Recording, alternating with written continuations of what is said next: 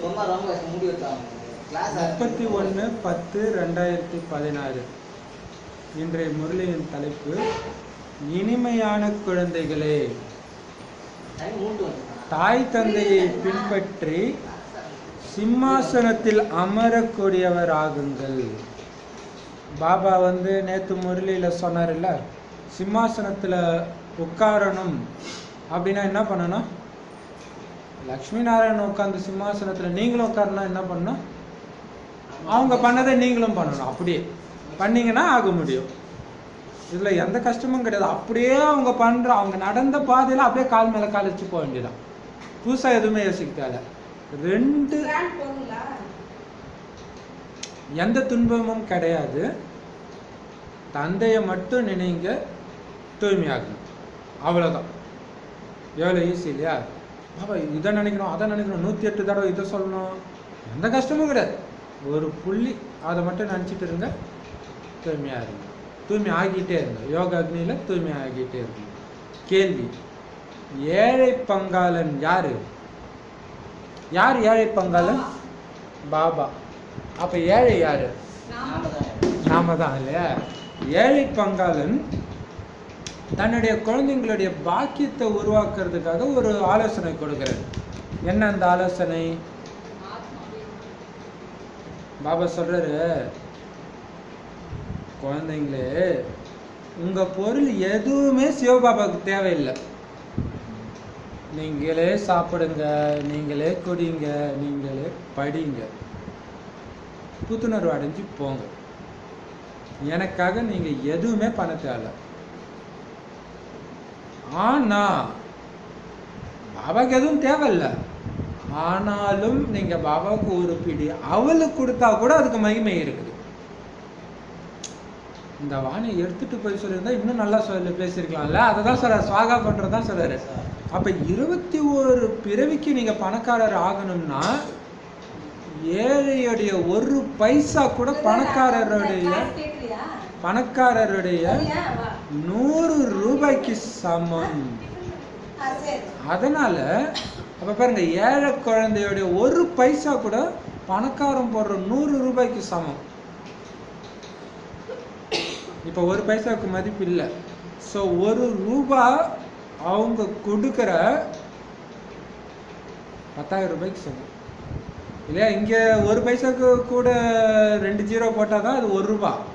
அப்போ அந்த 100 ரூபாய்க்கு கூட 2 ஜீரோ போட்டால் 10,000 வருது. 10,000 ரூபாய்க்கு சமம் ஏழை கொடுக்குற 1 ரூபா. இப்போ எவ்வளோ பெரிய விஷயம். அதனால பாபா நேரடியாக வந்திருக்கிறாரு. உங்களுடைய அனைத்தையும் அர்ப்பணம் செஞ்சிருங்க. அனைத்தையும் கொடுத்தீங்கன்னா இப்போ எவ்வளோ எவ்வளோ எவ்வளோ சமம். அதனால தான் பிரம்மா பாபாவுக்கு எவ்வளோ மகிமை. எதையுமே யோசிக்கல. அவருக்கு பையன் இருக்கிறாருன்ற உணர்வு கூட அவருக்கு இல்லை. டக்குன்னு எல்லாத்தையும் சுவாகா பண்ணிட்டார். பையன் அப்பா எனக்கு கல்யாணம் பண்ணுமா, உனக்கு யார் இந்த கல்யாண ஆசையை தூண்டு போய் அவங்கள போய் பண்ணி வைக்க சொல்லுன்ட்டு முடிஞ்சு வச்சு. ஏன்னா அது கர்ம கணக்கு ஆகிடும் அப்படின்ட்டு என்ன சொன்னாரு, என்கிட்டே எதுவுமே இல்லையப்பா, ஏன்ட்ட ஏன் போய் கேட்குற, எனக்குள்ள இவன்ட்ட நீ பாபாவுடைய குழந்தையாக நீ இதை அனுபவி, இல்லைன்னா வேற வழி கிடையாது அப்படின்ட்டாரு இல்லையா? அதனால நீங்க பண்ற எல்லாமே உங்களுக்கு தான் பண்றீங்க.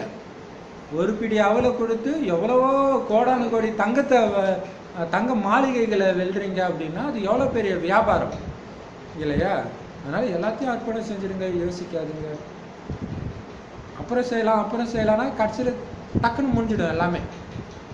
அந்த டைம் நீங்கள் கேட்டால் கொடுத்தாலும் கொடுக்கறதுனால அது போயிடும், சாக ஆகிடும். அதுக்கு முன்னாடி கொடுக்கறது தான் புத்திசாலிதான் இல்லையா? பாடல், தாயும் நீயே தந்தையும் நீயே. ஓம் சாந்தி.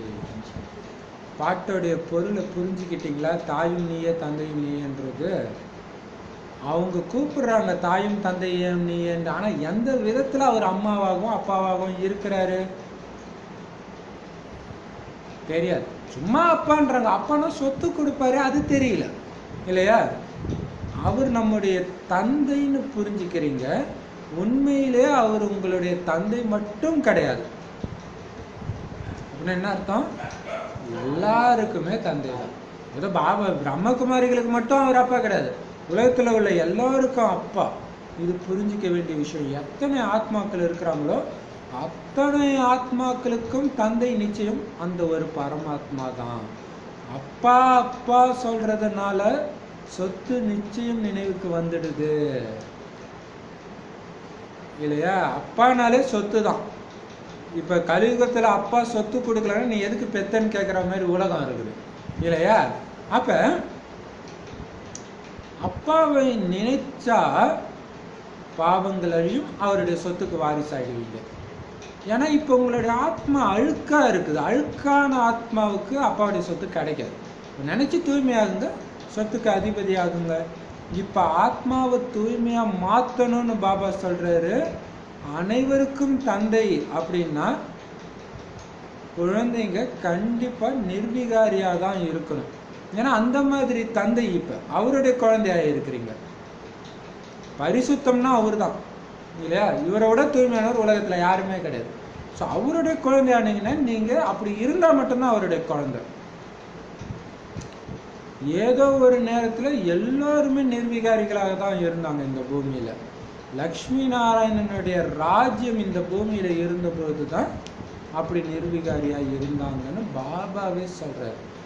எவ்வளவு மனித ஆத்மாக்களை இப்ப பாக்குறீங்க, அவங்களும் நிர்விகாரியாக இருப்பாங்க.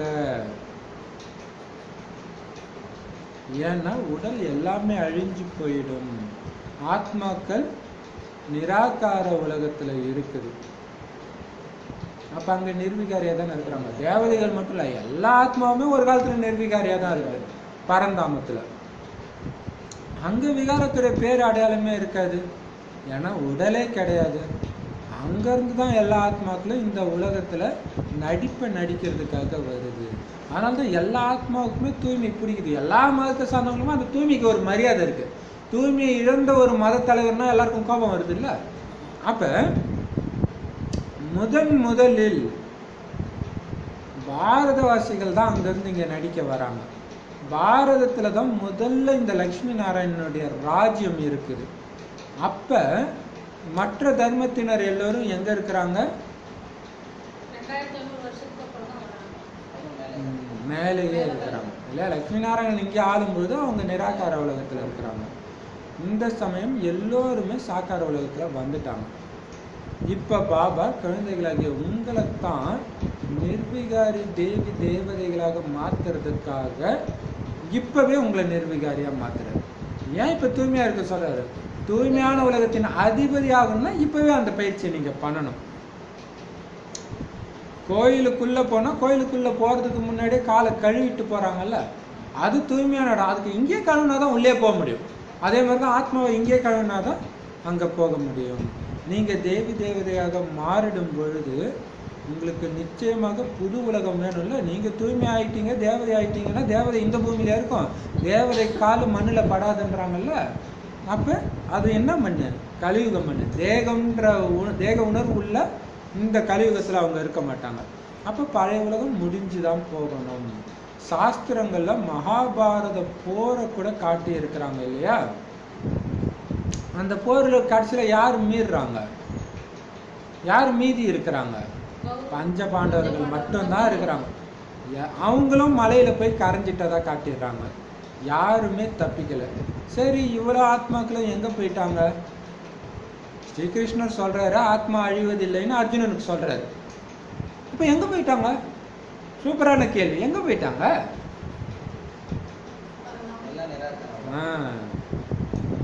எனவே அப்ப பாருங்களா, இது சூப்பரா அந்த மகாபாரத போர்ல எல்லாம் அழிஞ்சு 5 பாண்டவர்கள் இருப்பாங்க. அவங்களும் போய் மலையில போய் கரையிற மாதிரி காட்டுறாங்க. இப்ப அது யாரு குறிக்கிறது? யார் அந்த பாண்டவர்கள்? நாம எந்த மலையில போய் கரையிறோம்? மதுபனுக்கு கடைசியில போய் இருக்கிறாங்கல்ல, போய் அங்க போய் சரீரத்தை விடுவாங்க அல்லது எங்கேயோ அதோடைய நினைவாக இருக்குது இல்லையா?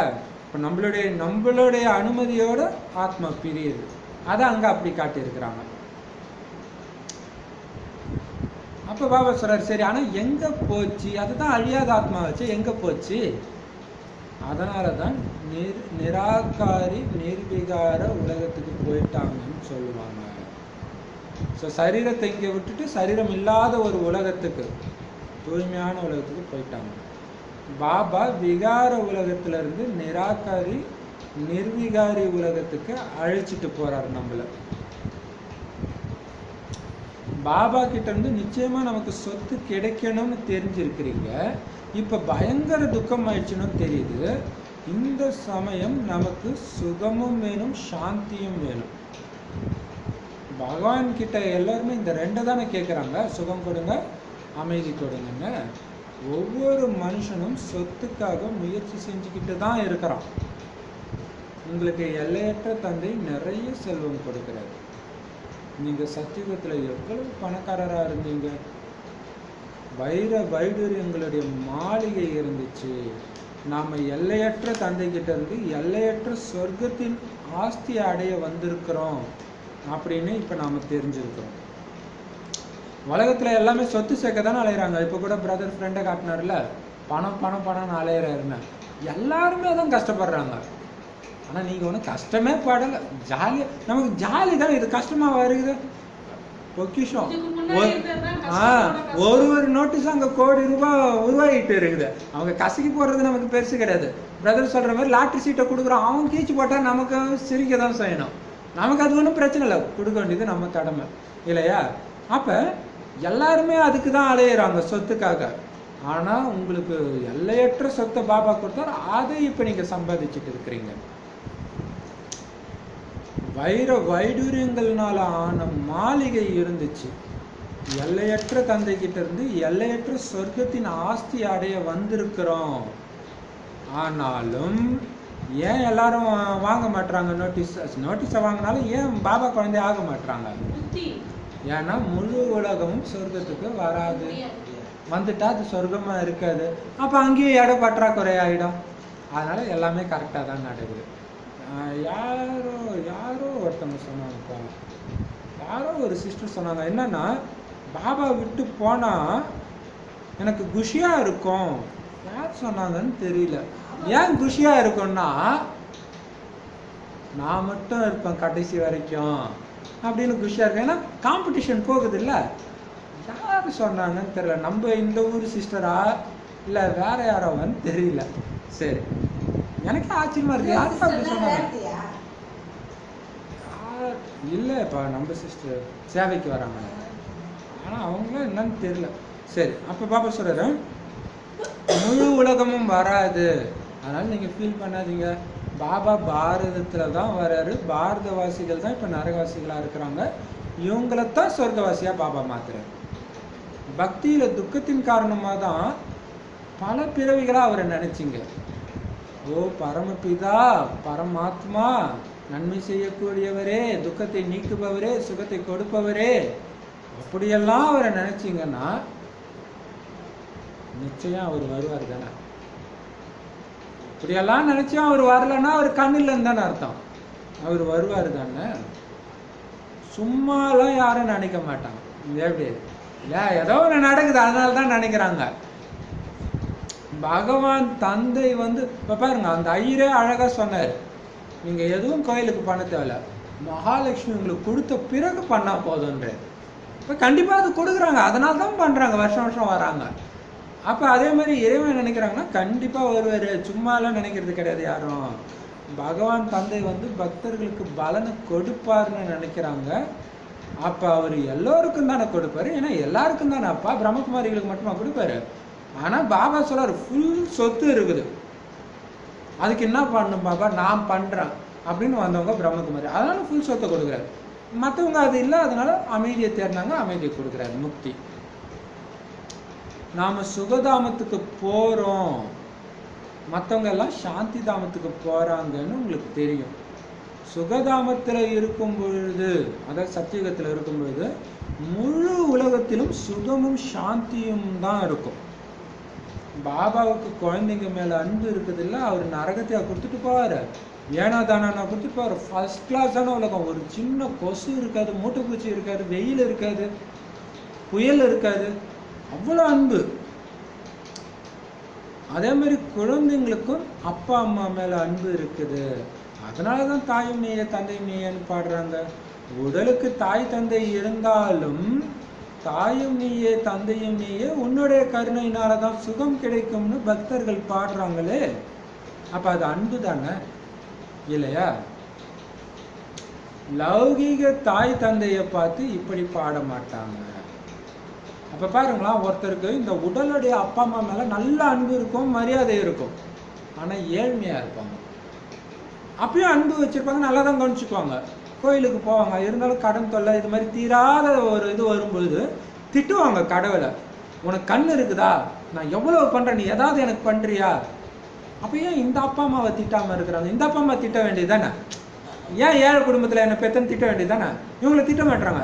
அப்ப அவரு தான் கொடுப்பாருன்னு இவங்களுக்கு தெரியுது, அப்ப அவங்க அப்பா அம்மா தானே, அந்த உரிமையில தானே திட்டுறாங்க இல்லையா? இப்ப பாபா சொல்றாரு, லௌகீக தாய் தந்தையை பார்த்து இப்படி யாரும் பாட மாட்டாங்க. உன் கருணைனால சுகம் கிடைக்கும்னு சொல்லுவாங்களா? அப்பா அம்மா போட்டோ பார்த்து அப்பா என் கடனை தீர்த்துடுன்னு சொல்லுவாங்களா? சொல்லுவாங்க. அப்ப தெரியுது அவர்கிட்ட தான் அந்த சக்தி இருக்குதுன்னு தெரியுது. அவங்களும் அந்த உடலுடைய அப்பா அம்மா கூட தான் குழந்தைங்களை பார்த்துக்கிறாங்க, உழைக்கிறாங்க, சொத்தும் கொடுக்குறாங்க, நிச்சயதார்த்தம் கூட கல்யாணமும் பண்ணி வைக்கிறாங்க. இருந்தாலும் அளவற்ற சுகத்தை பரலோக தாய் தந்தை மட்டும்தான் கொடுக்க முடியும். இந்த அப்பா அம்மா கல்யாணம் பண்ணி கொடுத்த உடனே அந்த குழந்தை எப்பயுமே சுகமா இருக்குதா? கிடையாது இல்லையா? துக்கம் வர ஆரம்பிச்சு ஸ்டார்டே ஆகுது இல்லையா? ஆமா. அப்ப பாபா சொல்றாரு, இப்ப நீங்க ஈஸ்வரிய தர்மத்துடைய குழந்தைங்க, மற்றவங்க எல்லோரும் அசுர தர்மத்தின் குழந்தைங்க. சத்தியுகத்துல ஒருபோதும் யாருமே தர்மத்தின் குழந்தைங்கன்னு சொல்ல மாட்டாங்க. ஏன்னா அங்க தர்மம் அதர்மம்னு ரெண்டு இருக்கவே இல்லை. எல்லாமே கரெக்டா நடக்கும், எல்லாமே நல்லதா தான் இருக்கும். யார் வாயில வர வார்த்தையும் ஒருத்தவங்களுக்கு துக்கம் கொடுக்காது. யாருமே தொட்டாச்சிலிங்காவும் இருக்க மாட்டாங்க. அப்ப எப்படி இருக்கும் அது? அங்கேயும் சுகமே சுகம்தான். தர்மம் சுகத்தை கொடுக்கும், அதர்மம் துக்கத்தை கொடுக்கும். ஸோ அங்கே தர்மத்தின் குழந்தைன்னு சொல்ல மாட்டாங்க, ஏன்னா அப்படி பிரித்து பார்க்கறதே கிடையாது. அங்கே துக்கம்னா என்னென்னு தெரியாதனால சுகமே சுகம்தான். துக்கத்துடைய பேர் அடையாளமே இருக்காது. உங்களுக்கு 21 பிறவிக்கு சொர்க்கத்தின் ஆழ்ந்த சுகத்தை கொடுக்கறதுக்காக தான் நான் வந்திருக்கிறேன். சாதாரண சுகம் கிடையாது, அப்படி ஒரு சுகம். அப்போ அந்த ஸ்ரீகிருஷ்ணர் டான்ஸ் ஆடுற மாதிரி ஃபோட்டோலாம் பார்த்தா அப்படி பக்தி ஃபோட்டோவாக இருந்தாலும் சரி, நம்ம ஞான மார்க்கத்து ஃபோட்டோ தான், அப்படி பார்த்தாலும் அப்படி மெய் மறந்து இருக்குது இல்லை? அப்போ எவ்வளோ சுகத்தில் இருப்பாங்க பாருங்க. பார்த்துட்டு இருந்தால் நம்மளே மயங்கி இருக்கிற மாதிரி இருக்கு. அப்போ அந்த மாதிரி ஆழ்ந்த சுகத்தை கொடுக்கறதுக்கு தான் வந்திருக்கிறேன் நான். எல்லையற்ற தந்தை கிட்ட இருந்து நம்ம சொர்க்கத்தின் அளவில்லா சுகத்தை அடைஞ்சிட்டு இருக்கிறோம்னு இப்போ உங்களுக்கு தெரியுது. அதை மறந்துடாதீங்கன்னு சொல்றாரு, அடிக்கடி சொல்லுவார் இல்லையா? அதை ஏன் சொல்றேன்னா, அதை மறந்துடாதீங்க மறந்துடாதீங்க மறந்துடாதீங்க. அப்பதான் உலகத்துல இருந்து நம்ம தனியா இருப்போம். இந்த துக்கத்துடைய அனைத்து பந்தனங்களும் அழிந்து போகும். சத்தியுகத்தின் சுகத்தின் சம்பந்தம் இருக்கும். கலியுகத்துல என்ன இருக்கும்? துக்கத்தின் பந்தனம் இருக்கும். பாபா சுக சம்பந்தத்தில் அழைத்து சென்று கொண்டிருக்கிறார். துக்கத்தை நீக்கி சுகம் அளிப்பவர்னு அவருக்குத்தான் பேரு. தந்தை வந்து குழந்தைங்களுக்கு சேவை செய்கிறார். நான் உங்களின் கீழ்ப்படிந்த சேவகன்னு பாபா சொல்றார். நீங்கள் ஓ பாபா வந்து எங்களுக்கு நிறைய சுகத்தை கொடுங்க அப்படின்னு என்னை அரை கல்பமா நினைச்சிங்க. இப்ப கொடுக்கறதுக்காக நான் வந்துட்டேன். ஸ்ரீமத் படி நடக்கணும். இந்த மரண உலகம் எல்லாமே முடிய போகுது. அமரலோகம் ஸ்தாபனை ஆகுது.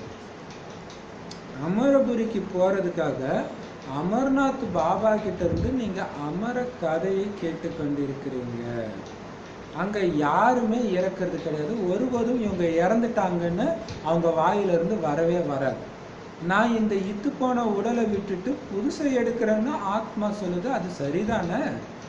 அங்க யாருக்குமே நோய் எதுவுமே கிடையாது. மரணலோகன்ற பேரே அங்க கிடையாது. உங்களை அமரபுரிக்கு அதிபதி ஆக்கிறதுக்காகத்தான் நான் வந்திருக்கிறேன். அங்க நீங்க ராஜ்யம் செய்யும்போது மரண உலகத்தை பற்றிய நினைவு எதுவுமே அங்க வராது. கீழே இறங்கி இறங்கி நாம என்னவா மாறுவோம்ன்றதே அங்க தெரியாது. ஒருவேளை தெரிஞ்சிச்சுன்னா சுகம் காணாம போயிடும். அங்க நமக்கு முழு சக்கரமும் புத்தியில இருக்கணும். முற்றிலும் சொர்க்கமாக இருந்தது, இப்ப நரகமாக இருக்கிறது. ஆகவே தான் தந்தையை கூப்பிடுறாங்க, ஆத்மாக்களாகி நீங்க சாந்தி தாமத்துல வசிக்கக்கூடியவங்க, இங்க வந்து நடிக்கிறீங்க. சரி, இப்ப பாபா சொல்றாரு,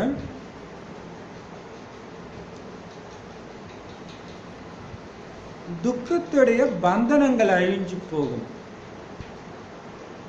சுகத்தின் சம்பந்தம் சொர்க்கத்துல இருக்கும். அதுக்கு என்ன அர்த்தம்?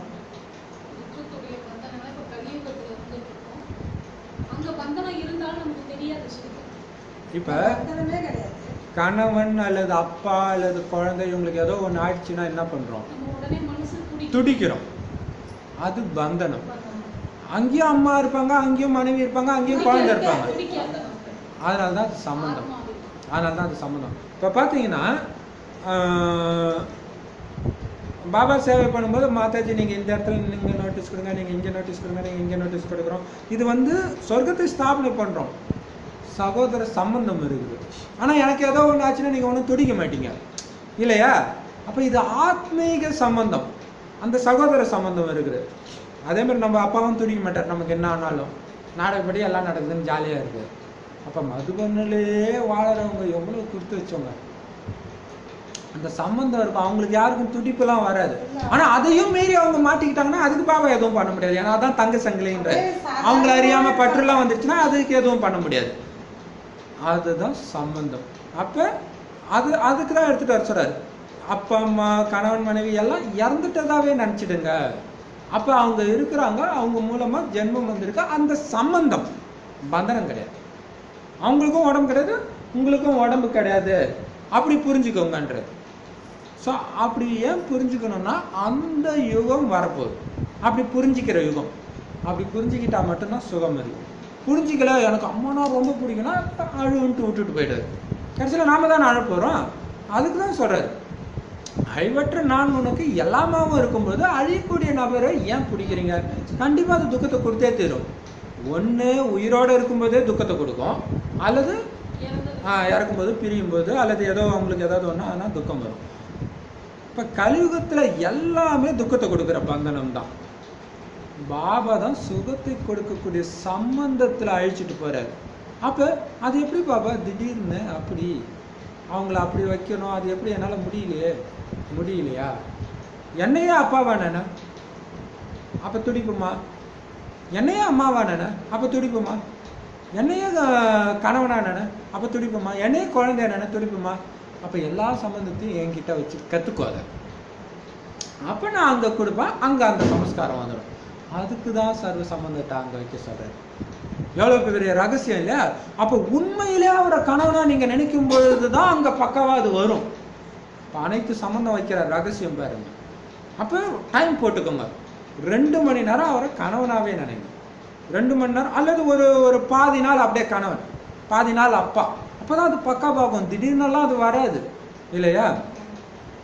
அப்போ அவர்கிட்ட எல்லா உறவையும் நீங்கள் வச்சிட்டிங்கன்னா இப்போவே அந்த உலகியல் உடல் ரீதியான சம்பந்தம் உள்ள யாருக்கும் என்னானாலும் நீங்கள் துடிக்க மாட்டீங்க. வைக்கலைன்னா துடிப்பீங்க. இப்போ பாபா கிட்ட வச்சா மட்டும்தான் அது கட் ஆகும். அப்போ பாபா சொல்றாரு, அதனால தான் அவர் துக்கத்தை நீக்கி சுகத்தை கொடுப்பவர்னு பேர். தந்தை வந்து குழந்தைங்களுக்கு சேவை செய்கிறாரு. நான் உங்களுடைய கீழ்ப்படிந்த சேவகன். கூப்பிட்டீங்க, எனக்கு சுகத்தை கொடுக்கணும்னு வந்துட்டாருன்னா அப்போ வேலைக்காரன் தானே, இவ்வளோ தூரத்துலேருந்து வந்துட்டார், கொடுன்னு கேட்டீங்க, கொடுக்குறாரு. ஆனால் கொடுக்கறதுக்கான வழியை ஃபாலோ பண்ண வேண்டியது உங்கள் வேலை. அதை ஃபாலோ பண்ணலன்னா அதான் ஸ்ரீமத் இல்லையா? மற்றபடி சுகத்தை கொடுன்னு கேட்டீங்க, அப்போ துக்கத்தை அழிக்கணும் தானே. துக்கத்தை இந்த உலகம் தானே கொடுக்குது, அதை அழிக்கணும் தானே. அதுக்கு ஏன் அதையும் பிடிச்சின்னு இருக்கிறீங்க? ஸோ மரண உலகம் அழிஞ்சு தான் ஆகணும். ஏன்னா அமரலோகம் உருவாகுது. அப்ப அமர்நாத் பாபா கிட்ட இருந்து டைரக்டா அந்த அமர கதையை கேட்டுட்டு இருக்கிற பார்வதி நீங்க, சிவ பார்வதி நீங்க தான். அந்த உலகத்துல, அந்த அமர உலகத்துல மரணமே கிடையாது. அப்படின்னா என்ன அர்த்தம்? சரீரத்தையே விட மாட்டாங்களா? விடுவாங்க, ஆனா விட்டாலும் சிரிச்சுக்கிட்டே விடுவாங்க. அதான் உடலுக்கு தானே அழிவு, ஆத்மாவுக்கு அழிவு. அதுதான் ஆத்ம உணர்வு. ஆத்மான்னு பார்க்கும் பொழுது அவங்க சரீரத்தை விட்டாங்கன்னா இது எப்படின்னா, பழைய ஒரு ஹாஸ்பிட்டல்ல கோமா ஸ்டேஜ்ல வருஷக்கணக்கா இருந்த ஒரு ஆத்மா வீட்டுக்கு வந்தா யாராவது அழுவாங்களா? சரியாயி வந்தா என்ன பண்ணுவாங்க? கொண்டாடுவாங்க. கோயில்ல அபிஷேகம் நடக்கும், ஏதாவது கிஃப்ட் ஏதோ ஒன்று கொண்டாடுவாங்க. அந்த மாதிரி ஒரு பழைய ட்ரெஸ்ஸு, அந்த உடம்புனால ஆத்மாவை தாங்கிக்க முடியாத ஒரு ட்ரெஸ் இருக்கும்போது புது ட்ரெஸ் கிடைக்குது அந்த ஆத்மாவுக்குன்னு குஷியா கொண்டாடுவாங்க. அப்போ உருவான அந்த பழக்கம் தான் சாவு டைம்ல டான்ஸ் ஆடுற பழக்கம் இல்லையா? இப்ப யாரோ டான்ஸ் ஆடுறாங்க, அவங்க அழுதுன்னு தான் இருக்கிறாங்க. இப்ப பாபா சொல்றாரு, அதனால இறந்துட்டாங்கன்ற வார்த்தையே அங்க வராது. இப்ப கரெக்டு தானே, பழைய உடம்பை விட்டுட்டு நான் புது உடம்பை எடுக்கிறேன் அப்படின்னு சொல்றது. அங்க யாருக்குமே நோயே ஏற்படாது. மரண உலகம் அப்படின்ற பேர் கூட அங்க கிடையாது. அப்படிப்பட்ட அமர உலகத்துக்கு அழைச்சிட்டு போறது மட்டும் இல்ல, அதிபதியாக ஸ்ரீ நாராயணன் லக்ஷ்மியை ஆக்குறதுக்காக நான் வந்திருக்கிறேன். அந்த இடத்துல இப்ப இங்க நடந்த எதுவுமே உங்களுக்கு ஞாபகம் இருக்காது. இது எவ்வளவு பெரிய ஆச்சரியம் இல்லையா? இப்ப கோயில்ல நம்மள உதாசீனப்படுத்தி இருப்பாங்க, எல்லாம் பண்ணிருப்பாங்க, ஆனா அவங்க அங்க பிரஜையா வருவாங்க. ஆனா உதாசீனப்படுத்தணும் இல்ல, எதுவுமே ஞாபகம் இருக்காது. அதே அன்பா தான் இருப்பீங்க. எவ்வளவு பெரிய விஷயம் இல்ல? எதுவுமே இருக்காது, இப்ப இருக்கிற எதுவுமே இருக்காது. ஆனா போன ஜென்மத்துல இருந்த ஞாபகம் உங்களுக்கு இல்லதான். இல்லைனாலும் அந்த குணாதிசயங்கள் உங்களுக்கு இருக்கு இப்ப. ஆனா இந்த குணாதிசயம் கூட அங்க இருக்காது. எவ்வளவு பெரிய உலகம் இல்லையா? இப்ப பாபா சொல்றது, கீழே இறங்கி இறங்கி நாம இப்படி ஆகிடுவோன்ற ஞானம் அங்க இருக்காது. இப்ப இந்த ஞானம் கொடுத்திருக்காரு, இதையும் அழிச்சிடாரு. ஏன்னா இறங்கிடுவோன்னு தெரிஞ்சா துக்கம் ஆயிடும், அதனால அது தெரியவே தெரியாது. இப்ப பாபா சொல்றாரு, இறைவனை கூப்பிடுறாங்க, வந்து என்ன ஞானத்தை கொடுக்குறாரு? இது சொர்க்கமா இருந்துச்சு, ராஜ்யம் செஞ்சீங்க, 84 பிரிவு எடுத்து நரகமா ஆக்கிட்டீங்க அப்படின்ற ஞானத்தை கொடுத்துட்டு இப்ப சொல்றாரு, குழந்தை இங்க நடிக்க வர்றதுக்கு முன்னாடி ஒரு இடத்துல இருந்து வந்த பேரு அதுதான் உன்னுடைய இது, அங்கதான் நாம இப்ப போறோம் அப்படின்னு சொல்லி அமைதிப்படுத்துற. ஆத்மா ஆத்மான்னு புரிஞ்சுக்கோங்க, உடம்பு கிடையாது உடம்பு கிடையாதுன்னு புரிஞ்சுங்க. சதா அவருடைய நினைவுல அவருடைய சேவையில இருந்தீங்கன்னா ஆட்டோமேட்டிக்கா எல்லாமே கட்டாயிடும் இல்லையா? இங்க வந்து நீங்க நடிக்கிறீங்க, நடிக்கும் பொழுது ஏற்படுத்து பாருங்க, அந்த ஒருத்தரோட பழக பழக அவங்களுடைய குணங்கள் உங்களுடைய குணங்களா மாறுது. அந்த சமஸ்காரத்தை தான் எடுத்துட்டு ஒவ்வொரு பிறவியா வந்தீங்க. இப்ப பாபா நமக்கு புது சமஸ்காரத்தை கொடுக்குறாரு, தெய்வீக சமஸ்காரம். இதை எடுத்துட்டு வீட்டுக்கு போறீங்க, அங்கிருந்து புது உடலை எடுத்து ராஜ்யம் செய்வீங்க. இப்ப உங்களுக்கு நிராகாரி, ஆக்காரி மற்றும் சாக்கார உலகத்துடைய செய்திகளை கொடுக்கிறார். நிராகாரி உலகம் எப்படி இருக்கும்? அமைதியா இருக்கும். ஆக்காரி உலகம் எப்படி இருக்கும்? அது எப்படி இருக்கும்? ஒளி உலகம் இல்ல, அங்க அமைதியா இருக்கும், அங்க வெறும் அமைதி. இங்க அமைதி ஆனா அசைவு இருக்கும், அசைவு இருக்கும். சாக்கார உலகம் சவுண்டு தான் இல்லையா? முதல்ல பொறுமையா ஆரம்பிக்கும் சத்தியுகத்துல, அப்படியே மணிரத்னம் டைலாக் மாதிரி வரும். அதுக்கப்புறம் போக பார்த்தோம்னா கண்ணா புண்ணு டைலாக் தான். வாய் மூடிட்டு இருந்தா கூட மனசு கண்ணா முன்னான்னு கத்தின்னு இருக்கிற உலகம். ஸோ 3 உலகத்தை பத்திய ரகசியத்தை பாபா புரிய வைக்கிறார். சத்தியுகத்துல இந்த 3 உலகத்தை பத்திய ஞானம் ஸ்ரீகிருஷ்ணருக்கே இருக்காது. அந்த ராஜ்யம் மட்டும்தான் செய்வீங்க, எதை பத்தியும் கவலை இருக்காது இல்லையா? ராஜ்யம் தான் செய்வீங்க. இப்பதான் நாடகத்தை நீங்க தெரிஞ்சிருக்கிறீங்க. இந்த நாடக ஞானம் எமர்ஜ் ஆகிறத வச்சுதான் சக்கரத்தாழ்வார் அந்த மாதிரி படத்தெல்லாம் உருவாக்குறோம். சக்கரம் தெரியுது, அங்க கிருஷ்ணரை பதிக்கிறாங்க, ஆனா அவர் அந்த சக்கரத்துல கட்டுப்பட்டவர்ன்ற ஞானம் தெரியல, ஆனா கரெக்டா வச்சுட்டாங்க, எமர்ஜ் ஆகுது. இப்ப பாபா சொல்றாரு, அவரு பிறவி சக்கரத்துல வர, அதனால அவரை வச்சிருக்கிறாங்க. சிவனை ஒண்ணும் சக்கரத்துக்குள்ள வைக்கல இல்லையா? பெருமாளுக்கு தான். அதுதான். இப்ப பாபா சொல்றது, சத்தியுகத்துக்காக நம்ம முயற்சி செஞ்சுட்டு இருக்கிறோம்னு உங்க ஆத்மாவுக்கு இப்ப தெரியுது. பாபா அடிக்கடி இதெல்லாம் ஏன் சொல்றாரு? ஆத்மாவுக்கு தெரியுது, ஆத்மாவுக்கு தெரியுதுன்னு. ஆத்மாவா உட்காருங்க, பரமாத்மா நினைவு செஞ்சுட்டு உட்காருங்க. அதுதான் இன்டைரக்டா சொல்ற அந்த பயிற்சி. இப்போ உங்க ஆத்மாவுக்கு தெரியுது, நான் சத்தியுகத்துக்காக தான் எல்லாம் பண்றேன். சொர்க்கத்துக்கு போறதுக்கு நிச்சயமா நீங்க தகுதி அடையிறீங்க, அதுல டவுட்டு கிடையாது. அதனால தனக்கும் நன்மை செஞ்சு மற்றவங்களுக்கும் நன்மை செய்யறீங்க. அவங்களுடைய ஆசீர்வாதம் உங்க தலை மேல வந்துட்டு இருக்குது. ஸோ போய் நம்ம ஊரா போய் சேவை செய்யறதுலாம் எதுக்கு? ஆசீர்வாதம். இப்ப ஆசீர்வாதம், அவங்க ஆசீர்வாதம் தான் உங்களுடைய பதவியை நிர்ணயிக்கும். ஆமா இவங்க கொடுத்தாங்க, இந்த மாதாஜி கொடுத்தாங்க, இந்த பிரதர் சொன்னாரு கடைசியில் ஆமா சொன்னாரு உண்மைதான் அப்படின்னு ஆசீர்வாதம் அது உங்க தலை மேல சேர்த்துக்கிட்டு இருக்கிறீங்க. ஆசீர்வாதம் தான் நம்ம சேர்க்க வேண்டியது. உங்களுடைய திட்டம் எப்படி இருக்குது பாருங்க. அப்ப ஒருத்தங்க திட்டினாலும் பொறுத்துக்கிறது எதுக்கு? பதவி அடையிறதுக்கு. என்ன மாதிரி பிளான் போடுறோம் இல்லையா நம்ம? அந்த சமயம் அனைவருக்கும் தனக்குன்னு திட்டம் இருக்குது, பாபாவுக்கும் திட்டம் இருக்குது. அவங்க அணைகள் போன்றவைகளை கட்டுறாங்கன்னா மின்சாரம் போன்றவைகளுக்காக செலவு செய்கிறாங்க. இப்போ அது எல்லாமே அசுர திட்டங்கள்னு பாபா சொல்றாரு. நம்முடையது ஈஸ்வரிய திட்டம். இப்போ யாருடைய திட்டம் வெற்றி பெறும்? அவங்க தங்களுக்குள்ளேயே சண்டையிட்டுக் கொள்வார்கள். அனைவரின் திட்டமும் மண்ணோடு மண்ணாகிடும். எதுக்கு டேம் கட்டினாங்க? டேம் அப்படியே தண்ணி இல்லாத டைம்ல தண்ணியை கொடுக்கலான்ட்டு அவங்க டேம் கட்டுறாங்க புத்திசாலித்தனமா. கடைசியில் அந்த டேம் கட்டினதுனால தான் அடிச்சுக்கிட்டு இருக்கிறாங்க. அதான பிரச்சனை கர்நாடகாவுக்கும் தமிழ்நாட்டுக்கும், ஒவ்வொரு மாநிலத்திலையும். அப்ப அதான் அசுர திட்டம். பாபா போடுற திட்டம் ஜெயிக்குமா, அவங்க போடுற திட்டம் ஜெயிக்குமா? எப்படி கேட்டார். இவங்க என்னென்னமோ போடுறாங்க, டேம் கட்டாங்க, ஆனா டேம்குள்ளே தண்ணி வரலையே இல்லையா? அதுதான். ஆமா. இப்ப பாபா சொல்றாரு அவங்க திட்டம் எல்லாம் மண்ணோட மண்ணா போற திட்டம். பாபாவோட திட்டம் தான் பக்காவான திட்டம். அவங்க யாரும் சொர்க்கத்தை ஸ்தாபனை செய்யல. அவங்க எது செஞ்சாலும் துக்கத்துக்காக தான். நன்மை செய்யறதுக்காக மாதிரியே இருக்கும், கடைசியில் அது துக்கத்தை தான் கொடுக்கும் இல்லையா? செல்போன் கண்டுபிடிச்சாங்க, ஈஸியாக ஒரு செகண்ட்ல அமெரிக்காவில் இருக்கிறவங்களுக்கு பேச முடியுது தான், உண்மைதான். ஆனால் உங்கள் வீட்டில இருந்து ஒருத்தவங்க ஃபோன் எடுத்துகிட்டு போய் நீ அந்த பேச வேண்டிய டைமுக்கு ஃபோன் பண்ணோன்னா அப்படியே படபடபடன்னு துடிக்குது, ப்ரெஷர் ஏறிட்டு மயக்கச்சே ஊந்துடுறாங்க. ஃபோன் இல்லாதப்ப இந்த வினையே கிடையாது தானே இல்லையா?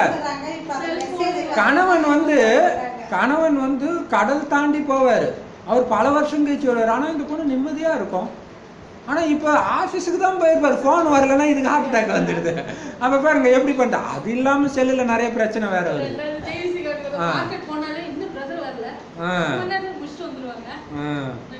சொல்றது மாத்திரம் ஆத்மா இல்லையா? அப்ப பாபா சொல்றாரு அதே மாதிரிதான் எல்லாமே துக்கத்தை தான் கண்டிப்பா கொடுக்கும். பாபாவுடைய திட்டம் தான் சொர்க்கத்தை உருவாக்கும். நரகவாசி மனிதர்கள் நரகத்துல இருக்கிறதுக்காக திட்டம் போடுறாங்க இல்லையா? என்ன பண்றாங்க? சண்டை வரக்கூடாது. ஏன் சண்டை வரக்கூடாது? நரகத்திலே இருக்கணுமா கடைசி வரைக்கும்? அப்படித்தானே. இந்த வள்ளலார் குரூப் வந்து பிச்சைக்காரங்களுக்கு சாப்பாடு போடுறதா அவங்களுடைய மெயின் தர்மமே.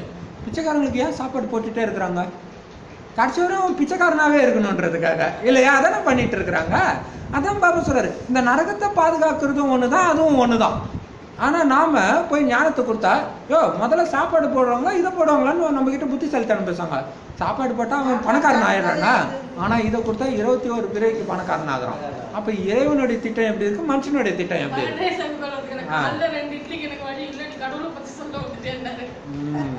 ஒரு முஸ்லிம் தானே. அப்ப பாபா சொல்றாரு அல்லாஹ்வை பத்தி பேசுறாரு. ஆனா சரி, இப்ப பாபா சொல்றாரு இங்க இருக்கிறவங்க எல்லாம் நரகத்துல இருக்கிறதுக்கு தான் திட்டம் போடுறாங்க.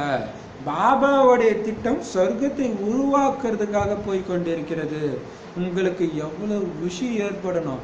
ஜெயிக்கிற ஒரு பக்கம் வந்திருக்கிறோம், ஜெயிக்கிற கட்சியில சேர்ந்துருக்கிறோம். எப்பவுமே தோக்காத ஒரே கட்சி இதுதான் இல்லையா? உங்களுடைய கருணையினாலதான் அளவில்லாத சுகம் கிடைக்குதுன்னு பாடுறாங்க. அதை முயற்சி செஞ்சு அடையணும் தானே. சூப்பர். நேற்று பார்த்தீங்கன்னா எங்கள் ஊரில் வந்து ஒருத்தர் இறைவனை வேண்டதை பற்றி போட்டிருக்காரு, ஒரு பிரார்த்தனை மாதிரி. இறைவா நீ எனக்கு இதை கொடுக்கணும், அதை கொடுக்கணும், உன்னால் நினச்சா முடியும், உன்னால் நினச்சா ஏன் முடியாது, அப்படின்ட்டு எழுதி அதை டைப் பிரிண்ட் அடித்து நோட்டீஸாக நம்ம கொடுக்குற மாதிரி அவர் கொடுத்துன்னு இருக்கிறார். அப்போ பாருங்க, அவர் கருணை உள்ளவர் தான், அளவில்லாத சுகம் கொடுக்குறவர் தான். ஆனால் முயற்சி நீ தானே குழந்தை செய்யணும் இல்லையா?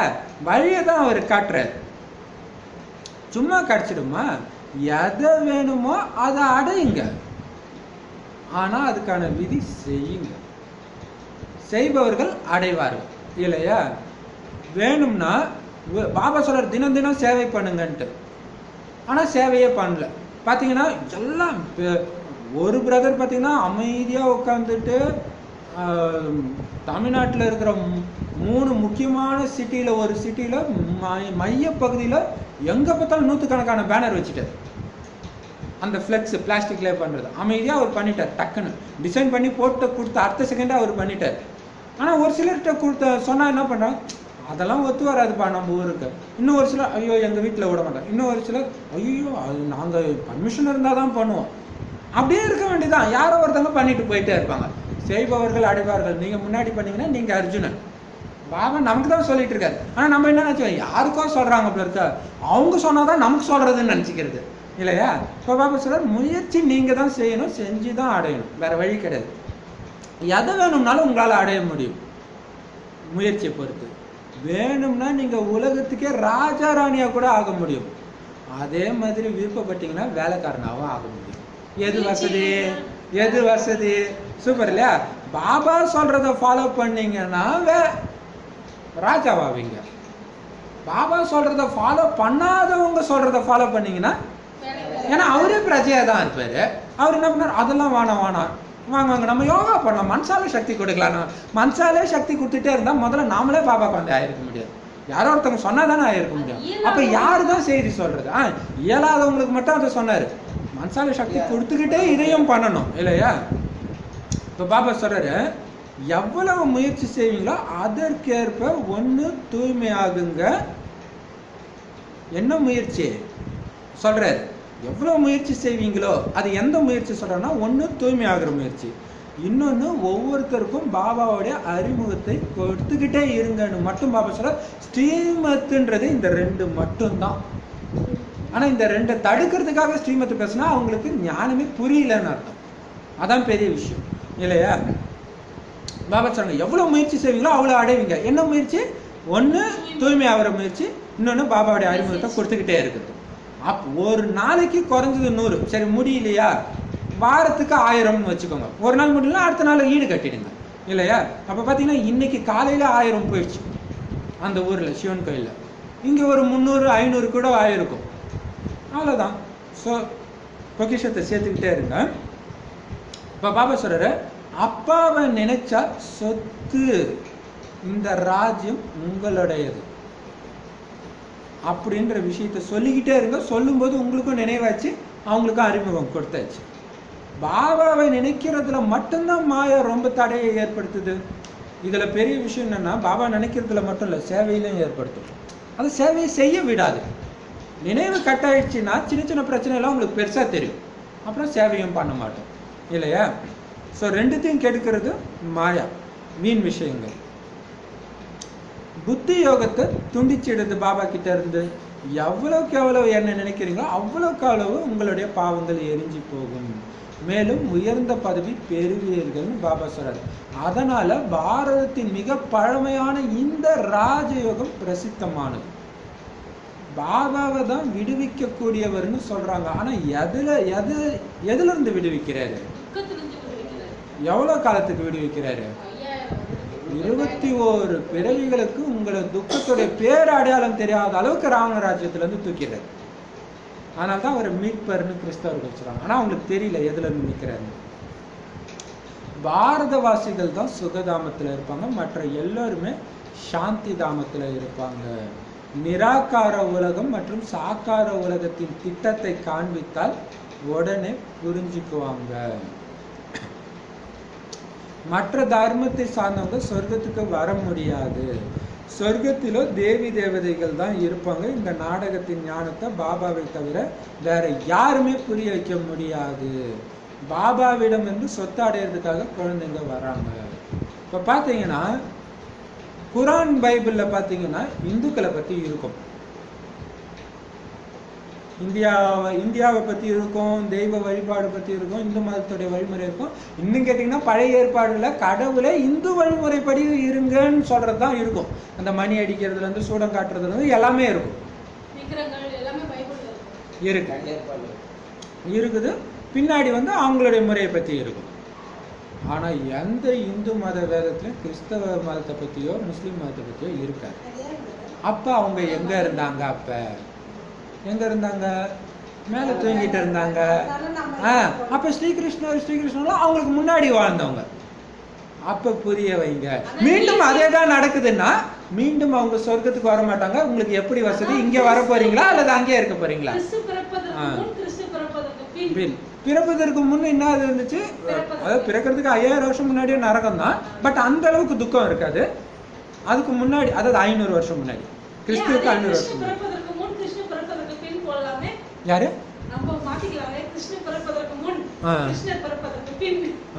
கிருஷ்ணர் பிறக்கிறதுக்கு முன்னாடி என்னவா இருந்துச்சு?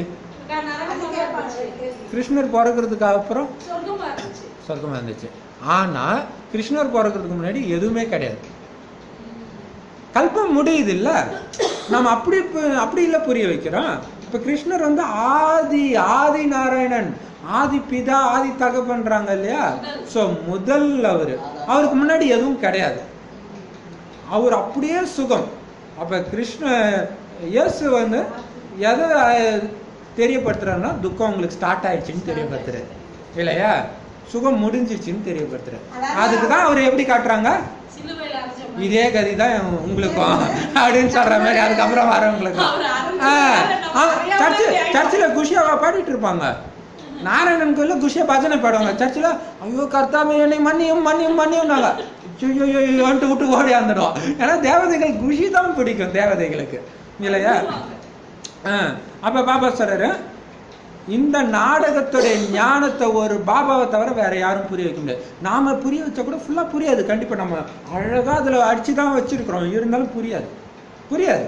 ஸோ அதுக்கு தான் அது ஞானம் ஏதோ ஒரு பாயிண்ட் டச் பண்ணி இங்க வர வைக்கிறதுக்காக எப்ப பேசுறது கடவுள் என்னுடைய அப்பான்னு வருதோ அப்ப கடன்னு உள்ள போகும். பாபா கிட்ட இருந்து சொத்தை அடையிறதுக்காக தான் குழந்தைங்க வராங்க.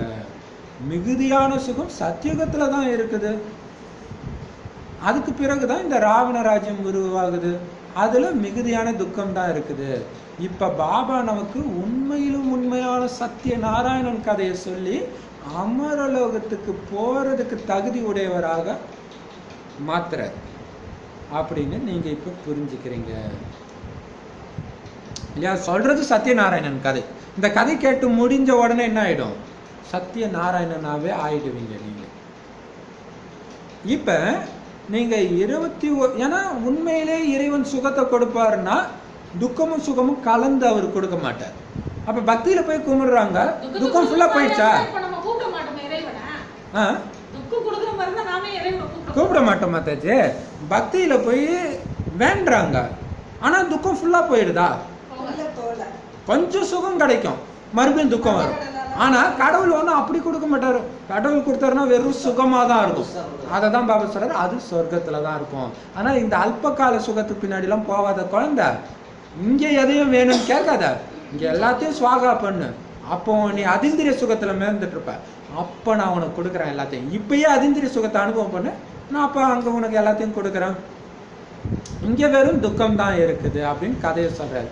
இப்ப நீங்க 21 பிறவிகளுக்கு செல்வந்தர் ஆகக்கூடிய அளவுக்கு கர்மங்களை செய்யறீங்க. என்ன அந்த கர்மம்?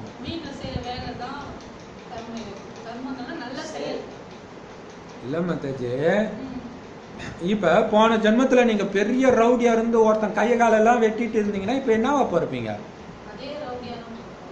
கை கால் இல்லாதவளா இருப்பீங்க. என்ன காரியம் செஞ்சீங்களோ அதோட பலன் கண்டிப்பா உண்டு. அதே மாதிரி நிறைய தான புண்ணியம் பண்ணீங்கன்னா இப்ப என்னவா பார்ப்பீங்க? பெரிய பணக்காரனா பார்ப்பீங்க. ஆனா 21 பிறவிக்கு பணக்காரனா இருக்கிறதுக்கு இப்ப நீங்க காரியம் செய்றீங்க. அது என்ன காரியம்? அறிமுகத்தை கொடுத்து எல்லாரையும் பணக்காரன் ஆகிற தானம் பண்றீங்க. ஒரு பிடி சோறு போடல, தேவதை ஆக்கி விடுறீங்க எல்லாரையும். ஸோ 21 பிறவிக்கு அதனாலதான் நீங்க ராஜாவாகிறீங்க. அந்த காரியத்தை செய்றீங்க. அதுவும் செல்வந்தராகுங்க, புத்திரவான் ஆகுங்க, புத்திர பாக்கியம் இருக்கட்டும் அப்படின்னு சொல்றாங்க.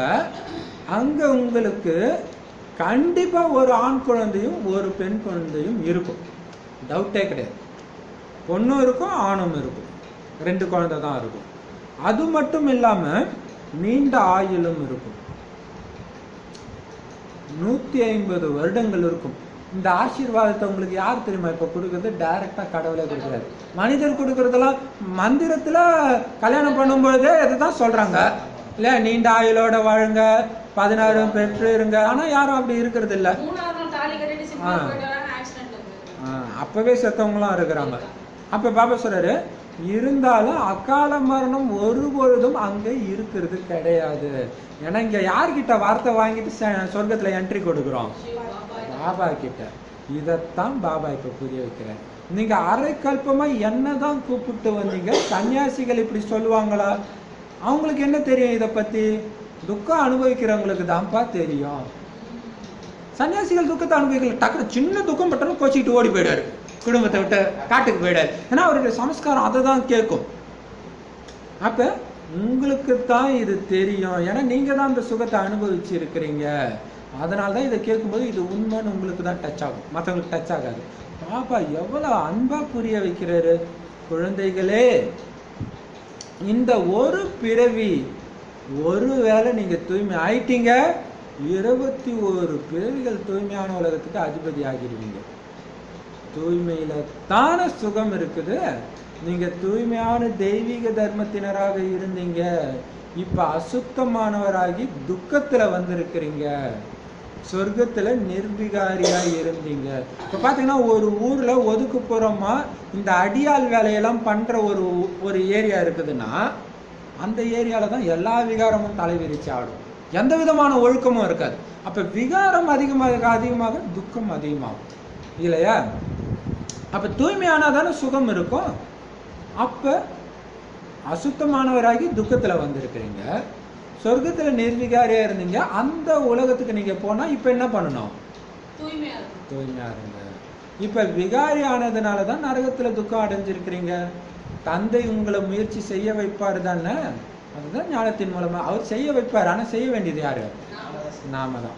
சொர்க்கத்துக்கு மகாராஜா மகாராணி ஆகுங்க, உங்களுடைய மம்மா பாபா ஆகுறாங்கன்னா நீங்களும் அதே மாதிரி முயற்சி செய்யுங்க. இதுல குழப்பம் அடைகிறதுக்கு எந்த விஷயமும் கிடையாது. பாபா யாரையும் காலில் விழறது கூட விடுறது கிடையாது. பாபா காலில் பாப்தாதா சிவபாபா பிரம்ம பாபா உடல்ல இருக்கும்போது யாருமே காலில் விழுந்ததா எங்கேயாவது போட்டோ பார்த்துருக்கிறீங்களா? இப்பயுமே யாராவது விழுறாங்களா? விடுறது இல்ல. அதுக்குதான் பாபா 1 வருஷத்துக்கு முன்னாடி யாரையும் மருமனுக்கு அழைச்சிட்டு வராதிங்கன்னு சொல்றாரு. இப்ப பக்தி என்ன இது என்னன்னு தெரியல அவங்களுக்கு. காலில் விழுந்தா அது உண்மையிலே ஞானம் புரியலன்னு அர்த்தம் இல்லையா? அப்படிலாம் என்ன அர்த்தம்? அந்த கஷ்டத்தை கூட நான் உங்களுக்கு கொடுக்கலன்ற இல்லையா? நான் உங்களுக்கு தங்க வைர மாளிகைகளை கொடுக்கிறேன். சொர்க்கத்துக்கு அதிபதியாக பாபா மாத்தினாரு. பிறகு அரை கல்பம் நீங்க பக்தி மார்க்கத்துல தலையை தாழ்த்தி கொண்டே வந்தீர்கள், பணமும் கொடுத்து கொண்டே வந்தீர்கள். அந்த தங்க வைரத்தின் மாளிகை அனைத்தும் எங்க போச்சு? நீங்க சொர்க்கத்துல இருந்து இறங்கி இறங்கி நரகத்துல வந்துட்டீங்க. இப்ப உங்களை மீண்டும் சொர்க்கத்துக்கு அழைச்சிட்டு போறேன். உங்களுக்கு எந்த துக்கமும் நான் கொடுக்கல. என்னை மட்டும் நினைங்க, தூய்மையாகுங்க. 1 பைசா கூட நீங்க எனக்காக கொடுக்க வேண்டியதில்லை. சூப்பரா சொல்றாரு பாருங்க. அப்ப பாபா யார் காலிலும் இப்ப மம்மா பாபா எப்படி ஆனாரோ அதே மாதிரி நீங்க ஆகலாம். சரி, மம்மா பாபா அதுவும் பாபா பிரம்ம பாபா எல்லாத்தையும் கொடுத்தாரு, அதனாலதான் அவருக்கு மரியாதை. மற்றவங்களாம் அவர் காலில் வேணுமா? கிடையாது, எதுவுமே கிடையாது. எல்லாரும் அவரை மாதிரியே தான் இருக்க போறீங்க.